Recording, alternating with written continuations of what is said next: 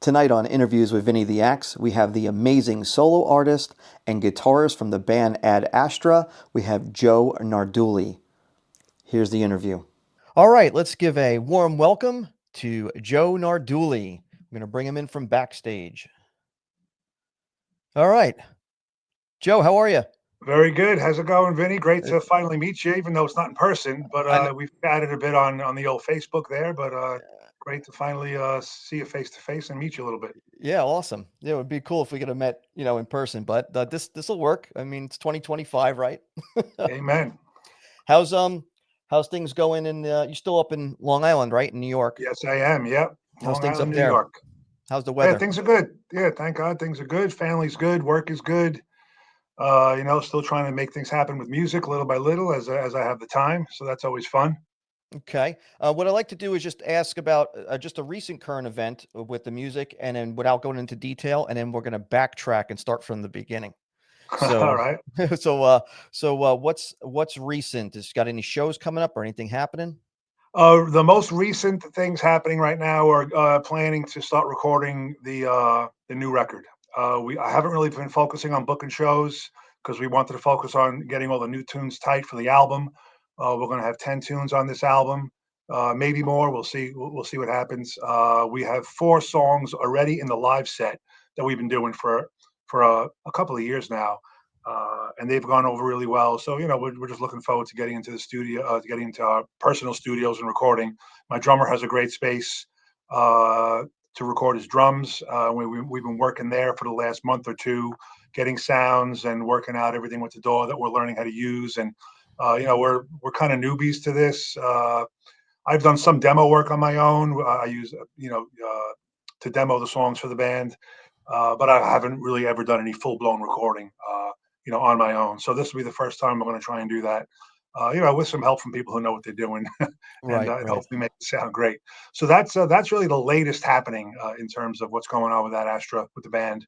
Uh, yeah, so looking Well, I've forward been to it. That's awesome. I've been following you, well, as you know, I've been following your music for I guess close to like 25 years, I think. Something Really, so wow, I think 20 something years it has to be. Because I remember hearing the tune Make It So off the Joe Nardulli self-titled album. I remember hearing some clips of it on fusion a fusion web page. wow, Like, this is back in the, .com days where, you know, there wasn't like the YouTube thing wasn't a thing, like, really, you know what I mean? And right, nobody had any stuff on anything. And I remember clicking on WAV files specifically to hear clips of the music and stuff. And it was on some Fusion web page that I just happened to randomly fall upon. So that's how I first, heard some of the tunes off the original album that you put out. And that I'm gonna say this is probably early 2000s. So this had a I'm thinking it yeah, had yeah. That album came out in 2003. so it had to be around or had to be around there. It had to be Yeah, around so that that time. makes sense. Well, it's encouraging that the music was getting out there. I had no. I mean, I we met kind of via Facebook through a mutual friend, only maybe like 4 or 5 years ago. So, but I didn't know that you had already that you heard my stuff. Even many years before that. So that's encouraging. Thank you.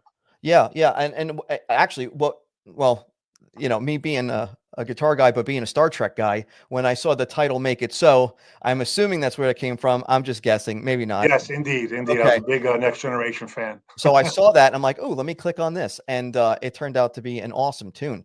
Very So, cool. Thank you. yeah. So, and what I'll do is for the people that are watching this, I'm gonna put some links to whatever I can link to your webpage where they can get CDs and a T-shirt and all that stuff. This way, maybe we can turn some people onto your guys' music because I think, and I don't want to get too deep into it yet, but I'll just gonna say this real quick, being I'm in the middle of the paragraph here, is that you have a unique style when you play, and if somebody lined up about 7 different guitars randomly, I think I'd be able to pick you out. And we'll talk about the tremolo bar in a second because of it, and maybe it's just me, but you have a unique style with that, and it's Well, thank you, fantastic.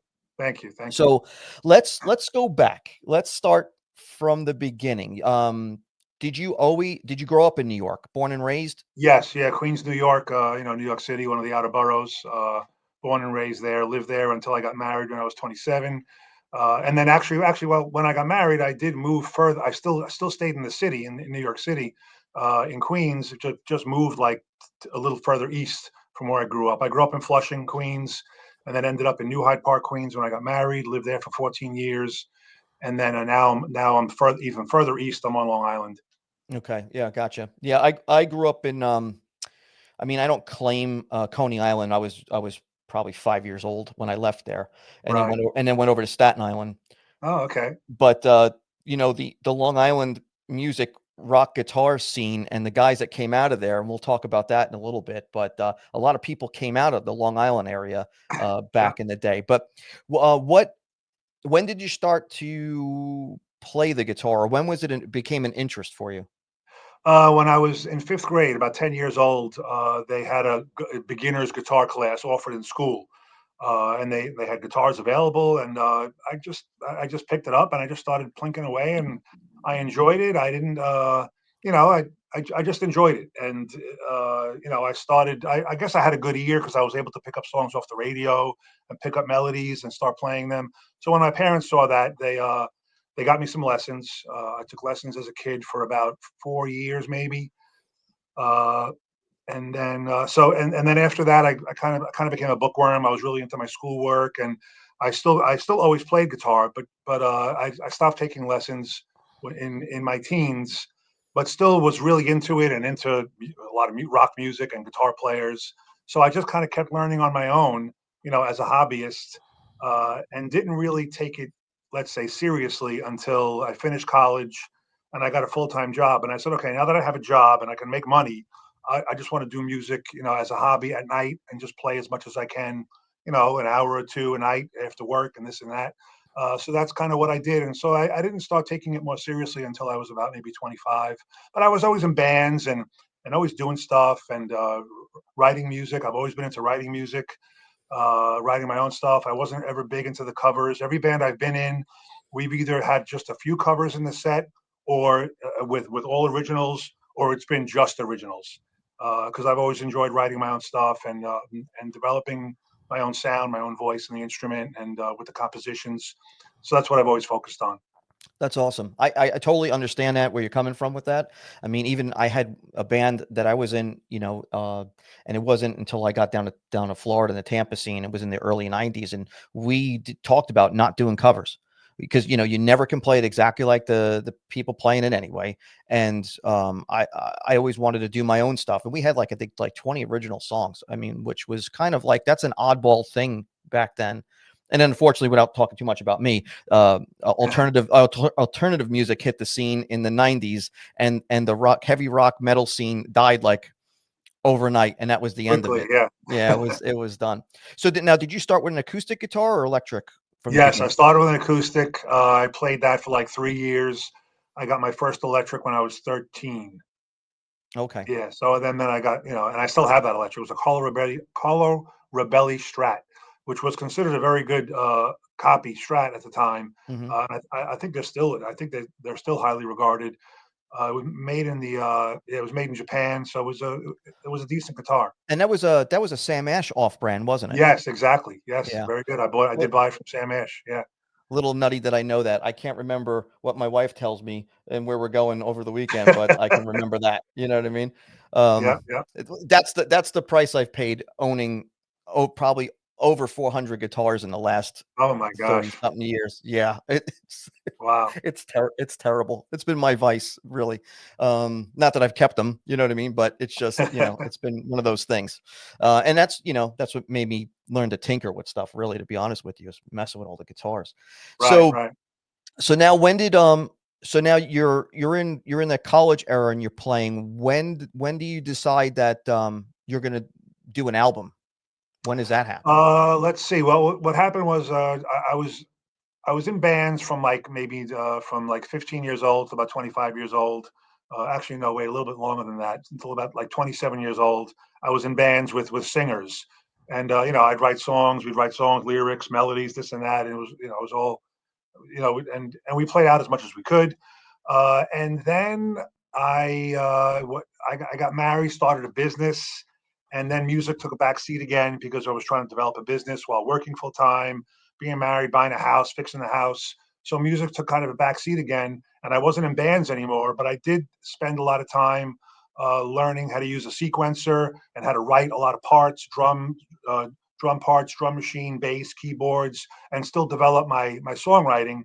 And 2001 rolled around, and I met Carl Roa, who you know from Magic Elf. Magic Elf, yeah. I heard his music online somehow, and his name rang a bell to me. Like his name sounded familiar, so I just emailed him out of the blue and said, "Hey, I really like your stuff."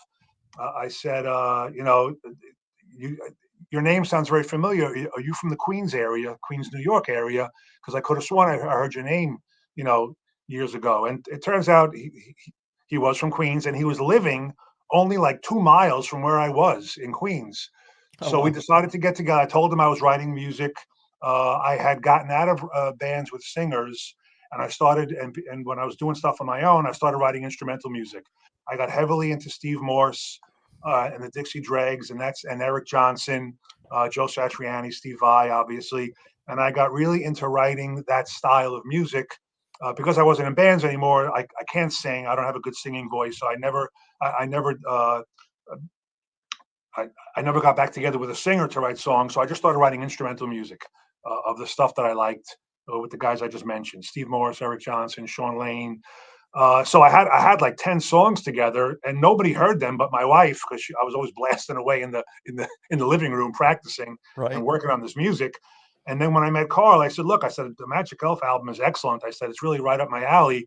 And from reading Carl's bio on his website, he was a University of Miami. He had a degree in music, and I said, "Wow, this is the kind of guy that I'd like to hear my stuff and and let me know what he thinks." Being that he was a student of music, I was never a student of music. I took 4 years of lessons as a kid, and then I was self-taught from then on. So we decided to get together, and I actually played my stuff for him. I hit play on my sequencer, and I played for him in my basement live. And I did about 3 songs, and he gave me some great feedback, great critique, and it turns out he needed a pedal board built. Now I have an engineering background, and I had a couple of gadgets in my basement, and he's like, who did all this? I said I built this stuff. I'm into building pedal boards and putting things together and working on amps here and there and effects pedals. He's like, look, I really need a pedal board built, and he had like a lot of pedals. So he said, look, he's like these songs are really good. He's like I know how to record. If you could build me a pedal board, I'll record these songs for you. So we kind of had a barter agreement, and that's how we kind of developed our relationship. And then we started doing gigs together. I didn't have a band together yet, but so I was playing live to the sequencer tracks, and I would open up for Magic Elf gigs here on Long Island, and we developed a bit of a following doing that. And then the Magic Elf album, Heavy Metal, came out in 2003, and my album came out just after that, later on in 2003. And then we started doing gigs together, being that we had albums out. And then through those gigs, playing to the sequencer, that obviously this music caters to a lot of musicians. So there were musicians in the crowd, and guys would walk up to me and say, "Hey, I like this stuff. I want to play it with you. I'm a drummer. I'm a bass player." So I started playing with other people, and just to see if they could learn the music, and finally got a band together in 2004, and then we started doing gigs live as a full band. So that's how all that developed over 5 years or so. Right. And the style is really melodic, and I'm hoping a lot of people after they watch this interview go and check out some of the tunes because they're really, really cool. And now I'm trying not to move too far forward in time here, but I know you were playing Brian Moore guitars, and I think you still have one, right? You still playing them? Yes, yeah, I still have Brian. I have 3 Brian Moore guitars. They're all of the C55 style. One has the piezo, so it's a C55. I'm sorry, all 3 have the piezo. 2 of them are so that's the C55P. One has a piezo with the 13 pin MIDI pickup. That's a C55P13. So I have one C55P13 and 2 C55Ps. And the interesting story with those guitars is I had seen them in Guitar Player when they first came out, I think in the early 90s. And I love the highly figured tops and the bright colors. and the shape, the Strat shape. And I was like, wow, I really want to get one of these guitars one day. And of course, they were, because they were custom shop guitars. They were, a couple of $1,000s, and I just couldn't afford it back then. Uh, but then when I met Carl, he had a Brian Moore, and I was like, oh wow, let me check this out. So I played it, and I was like, wow, the neck on this guitar is exactly like the neck on the guitar I've been playing for the last 19 years, which was a Washburn G35V, which I still have, a candy apple red with a Kahler tremolo, 24 fret neck. But the neck was so comfortable on the Brian Moore because it was just like the guitar that I was using all those years. So I started looking for them on the used market, and I got a couple of great deals in the early 2000s, and I bought 3 of them over the course of maybe 4 or 5 years. And those are the guitars I've been using for the last 20 years. I mean, I love them, very comfortable with them. That's A awesome. couple of them need a fret job right now because the frets are really getting worn out. But they still have the original Wilkinson tremolos, which are great. Right. Still very solid, very stable. I barely have to tune in the middle of my set. The guitars are just rock solid, and they're great guitars. So I really haven't been in the market for a guitar. Really, I haven't purchased an electric guitar in over 20 years. That's awesome. I I I know wish that's I could. odd for you, but Yeah, but I totally envy that, like being attached to something. I have like no sentimental attachment to these things. It's like it's terrible. But I remember when those guitars came out as well, and they were, like you said, they were really expensive. And they have a really, and if, correct me if I'm wrong, but they have a really unique input jack. It's on the back yes, and it's cut out, right? yep, yep, Yeah, I yep. always thought that was a fantastic idea. Now you've been playing for 20 years, so you could tell me your piece about what you think of that jack placement, but it looks Yeah, like no, it's it's great. I mean, it hasn't caused any problems. It works well. It's kind of out of the way, because it's up above, it's in the back of the upper right bout of the guitar, and it kind of plugs in on a slant, kind of like how a Strat is, but it's in the back of the guitar instead of the front. Yeah, and it works well. I've had no problems with it. yeah, I always wanted one, and then, of course, obviously, they went, defunct, and before that, they were coming out with, like, import models, but back then, the import models are not like they are today, like, everybody's using, like, CNC machines and computers that cut stuff out, so that's why you're seeing a lot of really good, I don't wanna say good quality, but yeah, you could say good quality. Good, let me back up. Good playability coming out of the overseas guitars now that, back then wasn't really, it was like kind of like pot luck, I think. If you got, an import guitar, some of them are good, some of them not so good. So I Well, didn't want Brian Moore did something interesting. They had a line of guitars that were made in Korea, and then they had an even less expensive line that was made in China. right. Now, the Korean guitars, as far as I know, they had the Seymour Duncan pickups, so they had the good pick. They had the same pickups as the USA custom shop guitars, and those guitars I think even the Chinese ones as well. They were all shipped to their factory in New York, in upstate New York, and they would set them up in New York. So the guitars were Hmm. set up pretty well, and they would do their quality control in the states, even though they were made in Asia. And the Which is a good and idea. yeah, yeah, and as far as I mean, I lied before. I did buy a guitar about 5 6 years ago. Someone had a new old stock Korean-made Brian Moore 7 string. So I have that guitar. It has Seymour Duncan pickups. It doesn't have a Wilkinson trem, so the trem isn't great. So I'm thinking of changing the trem and finally get into playing 7 string because I really haven't played that guitar too much. But and the neck on that guitar feels great. It feels just like the necks on my 6 strings, except it's obviously a little wider. Wider, But it's a right. very comfortable guitar to play. So once I get the tremolo swapped out, I'm looking into either getting a Godot 7 string Wilkinson style trem, or I think Wilkinson's back in business, and they may be making a 7 string trem. So I'm going to look into upgrading that Korean made Brian Moore, so it's more like the USA made. But it's a really great guitar. It has a gold flame maple top with a mahogany body, rosewood fingerboard. Yeah, really nice guitar, And those considering are it's made the in Korea. those are the I designation ones, right? They were Yes, called I exactly. something. Yeah. Yes, yes. I remember those. I remember seeing them in the stores when they came out. They're pretty cool looking. Yeah, I think those guitars are fantastic. But like you said, the used market, even people, they're fetching for like super high dollar now if you could Yeah, find one that's yeah. in really good shape. Exactly. I got lucky. In the early 2000s, I paid the most I spent on one was $900. Now you can't find one for less than 1,300, 1,200. And they're 20 years older because they're not really making them anymore.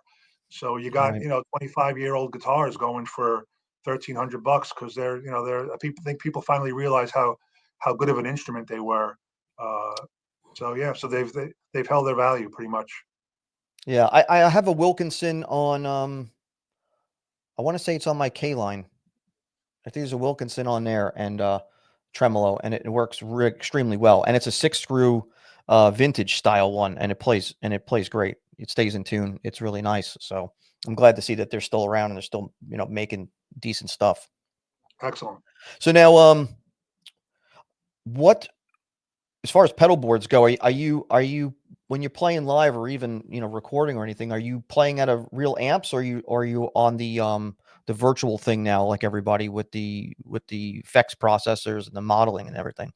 Right. Well, I'm kind of a hybrid, I guess. I mean, even though when I met Carl in '01, I was into pedal boards and building things and this and that. I really haven't used pedals since I'm like a teenager. Once I got my Mesa Boogie Mark II-C in 1987, which was the first tube amp I ever bought. I bought it in '87. It had just such a great natural tube distortion sound that I got myself a good Lexicon effect unit and didn't have any effects pedals between my guitar and the amp, just a cord, and I would run time-based effects through the effects loop. And I think it's kind of helped me develop my tone because I kind of keep it really natural. There's nothing in between the guitar and the amp, and I've been going that route, like I said, since 1987. So I got other boogies after that. I got a Formula preamp. I got a Simul 290 power amp, and I was using that rig for a while with a Lexicon in the loop and nothing and no pedals in between. And then 10 years ago now, wow, in March it'll be 10 years. I was at an open jam and they had a Black Star ID60, which is their modeling amp. Yep. And I had to play whatever amp was on stage, and the guitar player before me was using it, and he had a great tone. He was doing like rock and roll by Zeppelin, and I was like, wow, that amp sounds great. It's a 112 combo. So I get up there and I fiddle with the knobs just for like a few seconds, and I was like, wow, I'm getting my tone pretty much the tone I've been working on for the last 20 years with the boogies I got and developing it and tweaking it. I was able to get almost the same tone with this amp. And I said, this is incredible. I said, this is a modeling amp. And the other benefit is that it has built-in effects. It has built-in modulation, reverb, and delay. And then so I started doing gigs in the city, and to bring a four-space rack with a tube with tube amps, and then a 212 cabinet and a guitar and a bag of merch in New York City, you don't know where the hell you're going to park, and you can't be trudging all that stuff into a tiny club. So when I discovered this amp, I said, "Wow!" I said, I'm just going to buy one and play with it, see how it goes." So I bought one. I fiddled with it even more, and it has a software hookup where you can hook it up to your laptop and tweak even further. And I was able to get a really good tone out of it. So I've been using that amp live for 10 years, and it has a great direct out as well. So I'll use the amp on stage as a combo amp, but I'll feed the house guy the direct out. So it's kind of a hybrid of me using the real amp on stage so I could hear myself, and then but feeding the house the direct out of the amp. And I'm telling you, all sound men have been really impressed. They're always like, "Man, that I never knew that those amps sounded that good." So I've been lucky. I've been using it for 10 years now. I've been researching the fractals and all these things, but I just haven't had the need to get one of those right now because this amp is still serving me well. I'll probably use it for the album, but I will probably also dig out all my old boogies and mic up some cabinets and get some real tube tones as well, and just see if I can mix them up and see what we can make of it. But that's Right. been my rig for the last 10 years, a 112 Black Star modeling combo.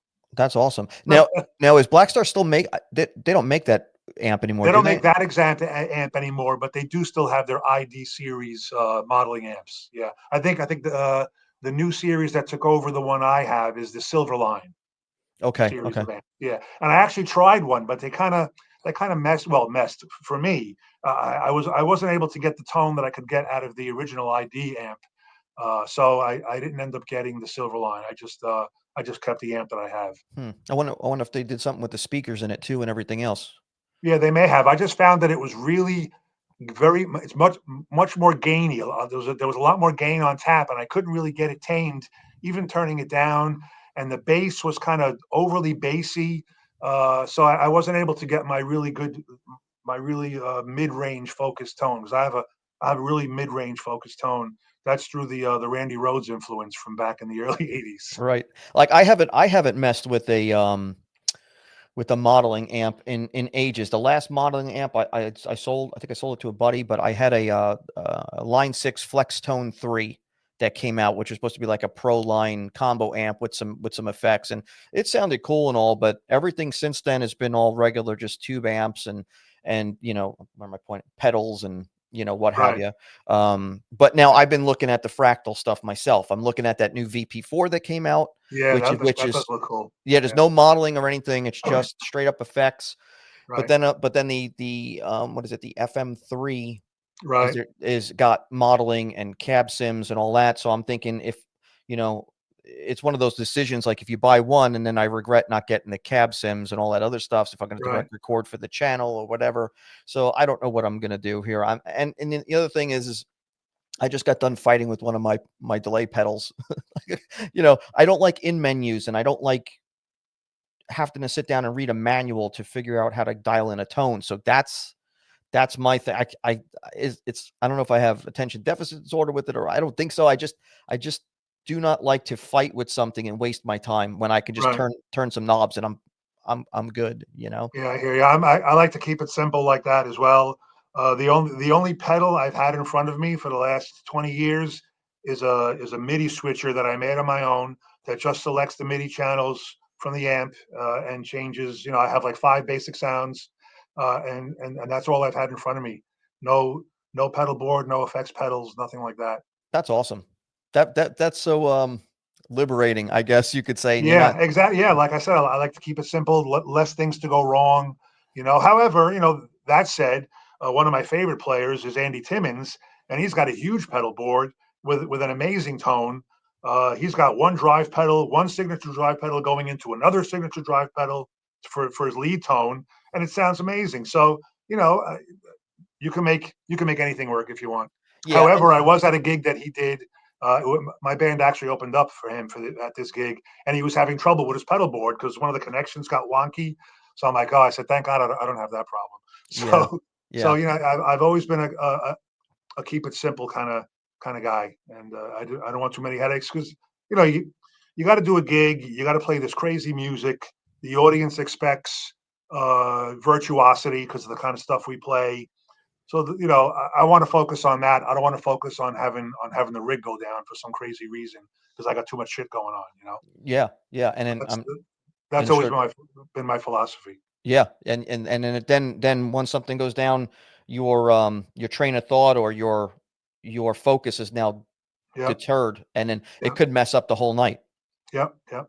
And not, I've had that happen a couple of times on a very amateur level when I was younger, and that's the last thing you need because now you're concentrating on that instead of concentrating on what you need to do. And like you're saying, you're playing a lot of notes, so Yeah, there's a lot of stuff going on.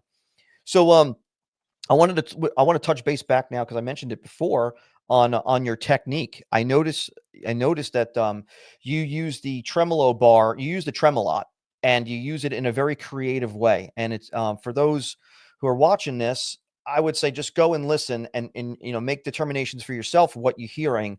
And it's not over the top. It's not annoying. It's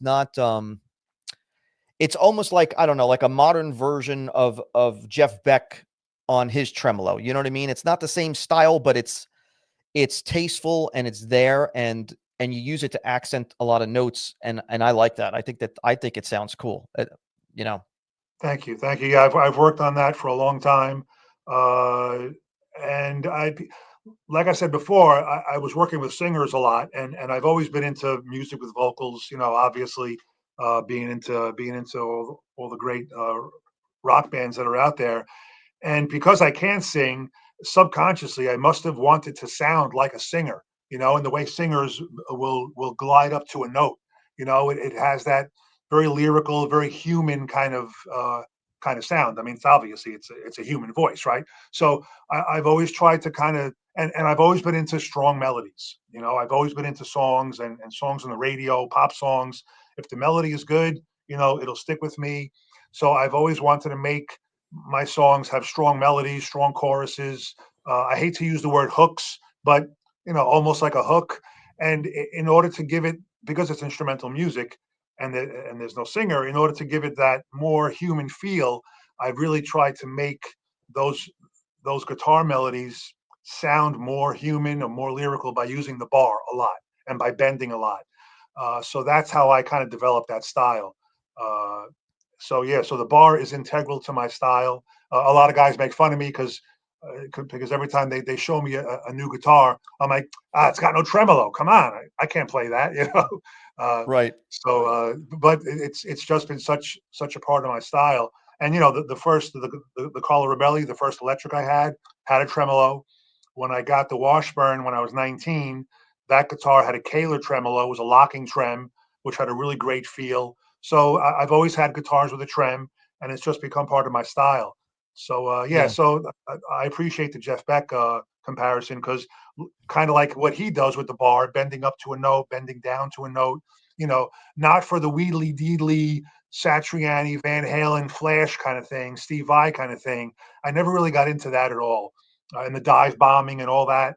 I've always used it to make the guitar sound more lyrical and more like a human voice. Yeah. So that's Yeah. always And been my I take. appreciate that because I like doing that myself, is using it for subtle accenting, and I do like doing chatters though. Yeah, Where I'll yeah, just that's I'll fun. flick it a little bit. You know what I Yeah, mean, to get it to yeah. chatter, I've which is got that cool. in the solo to the opening track on the Ad Astra album. I do the flicker thing. Yeah, yeah, I heard it. Speaking of that, so I made some notes for myself because you're talking about hooks, right? Like Yeah, some of the songs, especially on your first album, it's literally is like you said, it has a hook. Like it's like revolving in your head all day after you listen to it. You know what I mean? And that's how like you're not just playing notes to play notes. There are a lot of instrumental guys out there that every song on the album sounds the same, and they're just playing a million notes, but there is no real melody. There's no how do you say storytelling with it? I right, guess you could right. say musically, right? Yeah, I So like to call it. I like to call it compositional sense. yeah, yeah. Yeah, so Yeah, my favorite picks, I have favorite picks. So my favorite picks, and I wrote these down, was off the first album, of your self-titled album, is Make It So, Trinity, Promises, and Morse Code. Those are my picks off of that one. And then your cool. new Ad Astra band is the La Casa Nostradamus, Wednesday's Child, and True North are my top picks on that one for me. Cool, So if cool. anybody's listening, go check those out. Thanks. But yeah, Yeah, I would probably be a better guitar player if I didn't spend so much time on the songs. I put a lot of time into composition, into creating melodies. Having to demo the songs for the band, I got to put a lot of time into developing the drum parts, the bass parts, keyboard parts. Uh, so if I just played guitar, then yeah, I'd probably be better on the instrument. But I put a lot of time into writing the song, composition, arrangement, melody. Those are those are paramount to me, more so than being able to lay down a shreddy solo. Now, of course, I'm playing for almost 50 years, so yeah, it's going to have, and my influences are all shredders, so it's going to have that element. But what I really my influences, what I really like most about all of my major influences is that they were great songwriters on top of being, great guitar players. But it's their songwriting that really attracted me to want to stick with them and listen to them more and listen to what they were doing, uh, using the guitar as a compositional tool to write great songs. right. Jimmy Page, Randy Rhoads, and later on, guys like Satriani, great melody writer, Steve Vai, another great melody writer. But the top three for me were Steve Morse, Eric Johnson, and Sean Lane, because of their, especially Sean Lane on his first album, Powers of Ten. Just astounding compositions on that album, amazing guitar playing, but making the guitar sound like a voice. That's Right. that's what Yeah. attracts me the most. I didn't find out about Sean Lane until like maybe 10 or 15 years ago. I didn't really, I somehow bypassed that. But like a lot of the guys you mentioned all came out of Long Island, right? True. Satriani came out of Long Island. Vi came out of Long Island. John Petrucci came out of Long Island. I'm Yep. sure there's like, there's a bunch of guys that all came out of there, Al Petrelli, the guy from TSO, he's a Long Island guy. Yeah, tons of great guitar players. We can't claim a lot in Staten Island, I don't think. I think we got Vito Bratta, I think. Vito Bratta lives there now. Yeah, but he's originally Yeah. from Brooklyn, I think. Oh, yeah. Okay. Oh man, yeah. There's not too many. I don't know. If anybody knows it, put it in the comments on this video if they know who came out of Staten Island. But yeah, like a lot of guys seem to come out of that whole thing. So, jumping back a second, like what was the atmosphere like now? So we're probably talking, I don't know, like I would say the early 80s, mid 80s to somewhere's in that zone. What was the scene like down in New York with the guitars and everything? I mean, because I left there in 90. I left there in 91, but I was younger, so and I was, like I said, I was on Staten Island. There wasn't that much of a scene. So Right. Well, you had Lemoore in Brooklyn. That was a huge rock club in the '80s. I did uh, my first gig as a kid was in a church. I was 16. We played the teen club. I was 15 or 16. We did Ozzy covers, Judas Priest, stuff like that. Uh, and then when I got my first more serious band together, we did our first gig in 1987 at a club on Long Island called February's, which was a pretty popular club at the time. They catered to a lot of original bands, and you had a lot of great bands come out of Long Island at that time. You had Zebra, you had Rat Race Choir, you had the Good Rats, you had Twisted Sister, who are a Brooklyn Long Island hybrid. Uh, so the scene was really great. In the early '80s, because I looked like I was 12 when I was 16. I couldn't get into any of the clubs. And then when I turned 18, the drinking age became 19. And then when I turned 19, the drinking age became 21. 21, So right? I couldn't get into any of these clubs to see these great bands, which was really unfortunate until I finally turned 21. Uh, so yeah, but the scene here was really good, and what I appreciated about the scene back then is that it catered to original bands. I mean, there were cover bands, but back then in the '80s and maybe even early '90s, it was all about following your favorite local bands around, cheering on who was going to get signed next. You know, uh, and it was a great scene because of that, and it catered to my likes because I was a writer, and the bands I was in were always did original music. So the shame of it now is that the original scene has just been decimated and taken over by tribute bands, cover bands, and I give those guys a lot of credit. They're learning all this music and they have a repertoire of 100 songs they can play or whatever, and they try to mimic the bands of old, which is great. And they're making money. They're getting gigs. They're playing mid-sized venues here. You got a Led Zeppelin cover band, a tribute band that comes around here 4 times a year, filling a 1,500-seat venue. Right, and a lot And of those that's guys, just like, staggering to me. Meanwhile, as original bands can't fill a club with 100 people. right, and a So lot of those, the audience has changed. yeah, and a lot of those get hired by corporate events. Right. Yep. So like a lot of those cover bands, which is interesting. And well, so let's put it this way: how would you classify Ad Astra? Would you say it's progressive rock? Would you say it's fusion rock? What would you classify it as? Well, in the bio, I think I have an instrumental prog fusion. It's kind of I'm not really a jazz guy. I really can't play over changes that well, but because I like to write with some interesting quote unquote chord changes, the melodies I come up with sometimes can maybe be considered fusion. So we call ourselves an instrumental prog fusion band. Yeah. And that genre seems to cover it pretty well.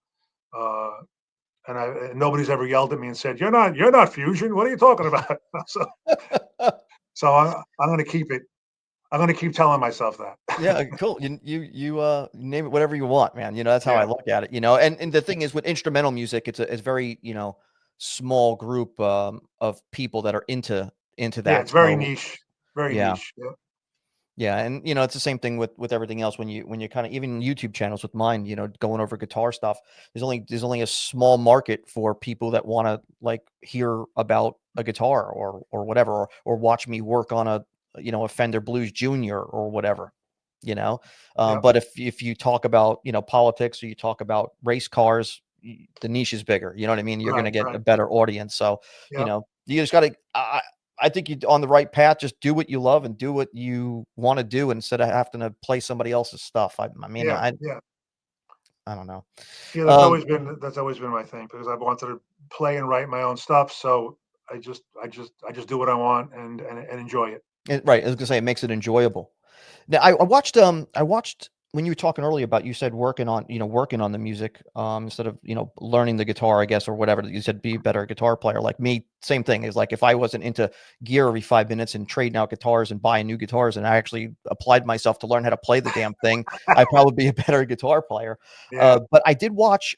You posted a video a while back of you playing you made I'm paraphrasing now, was something to the effect of you said that you were working on some tunes for the album or whatever, and it was you sitting on a couch going over a couple of tunes and it Yeah. sounded killer. Was that on a cell phone or how did you Yes, yeah, record? that was my iPhone. Yeah, I have a family, and if I go down into my basement studio, which is this room right here, I'll be down here for 5 hours, and the whole day will go by, a whole weekend will go by, a whole evening will go by. But I need to know what's going on upstairs with the kids, with the wife. I don't want to Yeah. banish myself to this basement and just so. I have a small sequencer that I work in my living room, and I'm on the couch and I'm playing, and I do most of my writing up there on the living room couch because I want to kind of see what's going on in the house, comings and goings of the kids, their friends, this and that. Uh, I want to be in tune to what's happening with everything else around me. So I kind of do everything on my living room couch, and then once I develop the song, I'll dump the sequence tracks into my laptop, and then I'll come down here to the studio, and I'll spend a half a day recording and working on the parts a little more seriously. But yeah, I think I think I have 3 or 4 videos like that on the Facebook page, and they're all on my living room couch. Yeah, and it's just an iPhone with the sequencer and my guitar blasting out of a small amp that has an aux in for the sequencer to plug into. It So sounds yeah, I'm glad killer. you thought. Thank you, It thank you. sounded killer. Yeah, we just had that discussion here at the house. I was like, because we don't have basements here, right? So I was like, man, it'd be cool to have an outbuilding and just do the studio in an outbuilding. This way I can go to work over there in the studio and then do whatever I got to do. I don't have to worry about the dog barking, the Amazon guy at the front door, whatever the case Right. may be. And all the kids at dinner were like, yeah, we would never see you again. Yeah, And I had to really think about that. And I'm like, they're probably right. I would probably, like yeah, you said, you'd be yeah, there 5 hours, 6 hours yeah. and never come out. The So, whole night, and time flies. I mean, I've noticed that when I've done recording down here, the time just, I'm like, wow, really 3 hours have gone by already, and all I did was get a sound up for my to mic up the amp or whatever. right. So yeah, So you're working on a new album, and now so the Ad Astra self-titled album that came out in what year was that? That was 2009, 2009. Okay. 2000, yeah. Okay. And the sound on that is awesome. I was listening to it with headphones the other night, just familiarizing myself with it, and mastering on it's really good. It sounds really killer. The Thank tones you. Yeah, sound good. Carl Roa actually recorded that for us in his basement right after he did his own album and a couple of other local guys' albums. So yeah, he actually recorded both the albums that I have out right now. The Joe Nardulli album was done at his old place in Queens, and then he moved to Long Island, and we did the Ad Astra album there. Recording real drums, and yeah, so it's it, it was a lot of fun. It's been a long time coming to have a follow up. Everybody's asking about it, so we've been active in terms of doing a lot. I mean, for this genre, 12 shows a year is a lot. Right, right. So we've been active on the scene. I do a lot of networking. I go to a lot of shows in the genre just to support the scene and meet other musicians. So because of the whole networking aspect, we've been able to get some pretty good gigs doing progressive rock festivals. We've done three of the major progressive rock festivals in this area: North Carolina, Chicago, New Jersey. Uh, so we've done a lot of gigs. We played down as far south as North Carolina. We did Baltimore. So we kept active doing shows, but we never found the time to get a block of time and enough songs completed where we could start recording an album. So we're finally at that point now. We have a lineup change. The bass player and drummer who are on the Ad Astra album are not in the band anymore, and I've been working with two other guys for the last 10 years. Eric Davis on keyboards is still the original keyboard player. We have Harold Skeet on bass now, and Tony Savasta on drums. And we've been doing live shows with this lineup for like the last 10 years, and you know it's worked really well. That's But we're awesome. all busy. We're all busy professionals. We don't get together as much as we should, to play this music at a high level.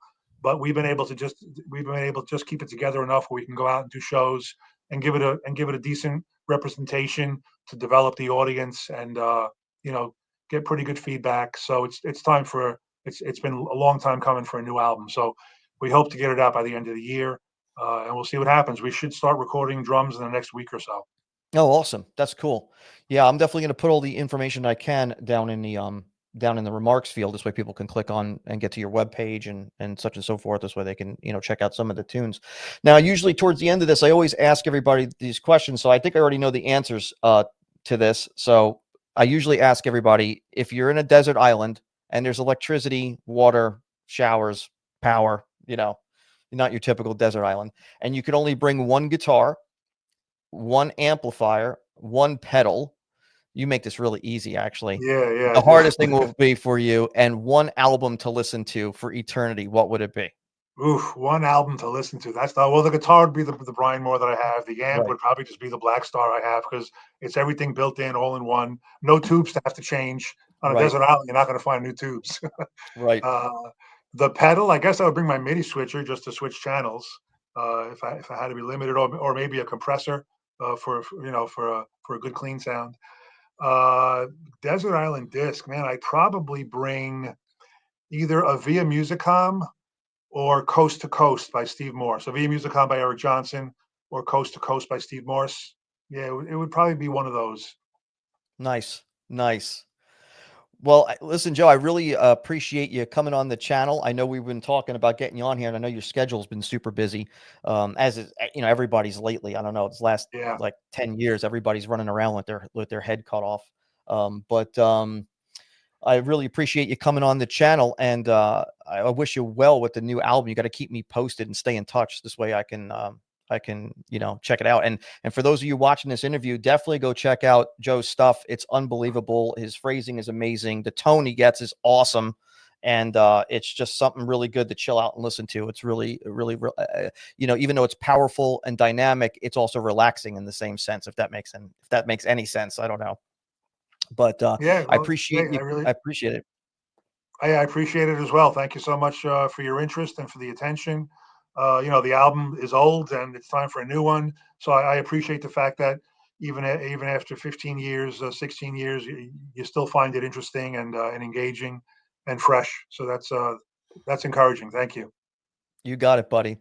Well, thanks for stopping by. We'll stay tuned, and we'll definitely check out your stuff. I appreciate it. All right. I appreciate it too. God bless. So long. If you like what you see here, please like and subscribe and hit the notification bell. Apparently, the YouTube algorithms love that kind of thing, and plus, it helps promote the channel, and it also notifies you of any new videos that come up. Again, thanks for watching Vinny the Axe. Take it easy.